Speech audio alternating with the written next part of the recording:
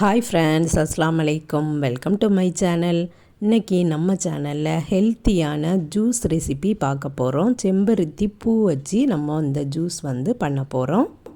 நல்ல ஃப்ரெஷ்ஷான செம்பருத்தி பூ இது. இதில் இருக்கக்கூடிய இதழ்களை பிரித்து எடுத்துடலாம். சென்டரில் இருக்கக்கூடிய அந்த மகரந்தம்லாம் நம்ம எடுக்கக்கூடாது, அதை வேஸ்ட் பண்ணிடணும். பூவை வாஷ் பண்ணி எடுத்துடலாம். ஒரு பாத்திரத்தில் தண்ணீர் எடுத்திருக்கேன். இந்த தண்ணீர்லேயே செம்பருத்தி பூவை போட்டுடலாம். நீங்கள் ஸ்டீல் பாத்திரத்தில் தண்ணீர் போட்டுருங்க. நான் வீடியோக்காக தான் இந்த பாத்திரம் எடுத்திருக்கேன். இந்த பூவோட கலர் மாறக்கூடிய அளவுக்கு இந்த பூ இந்த தண்ணீரில் கிடந்து கொதிக்கணும். இப்போது தண்ணீர் கொதிக்க ஆரம்பிக்க போகுது. இப்போவுமே இதில் இருக்கக்கூடிய அந்த கலர் சேஞ்ச் ஆகிருக்கும். இந்த கலர் எப்படி இருக்கும்னா பர்பிள் கலரில் இருக்கும், அதாவது இந்த நாகப்பழம் கலரில் இருக்கும். இப்போது தண்ணீர் நல்லா கொதிச்சாச்சு, கலரும் நல்லா சேஞ்ச் ஆகிட்டு இப்போ நம்ம அடுப்பை ஆஃப் பண்ணிடலாம். ஜூஸ் ஆட்டோ டீ ஆட்டோ குடிக்க விருப்பம் இல்லாதவங்க இந்த மாதிரி தண்ணீரில் போட்டு கூட நம்ம ஹாட் வாட்டர் குடிக்கிறதுக்கு பதிலாட்டு இப்படி குடிக்கலாம்.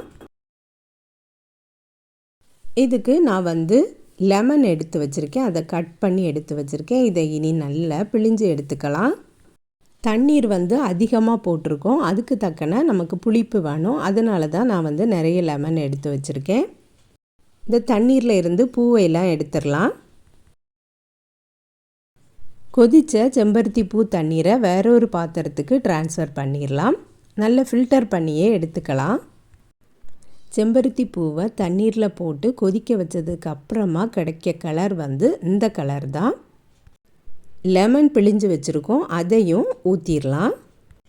இது எப்படி ரெட் கலராக மாறுது அப்படின்னு பார்த்தீங்கன்னா, இந்த லெமனை நம்ம ஊற்றும் போது தான் அது ரெட் கலராக மாறுது.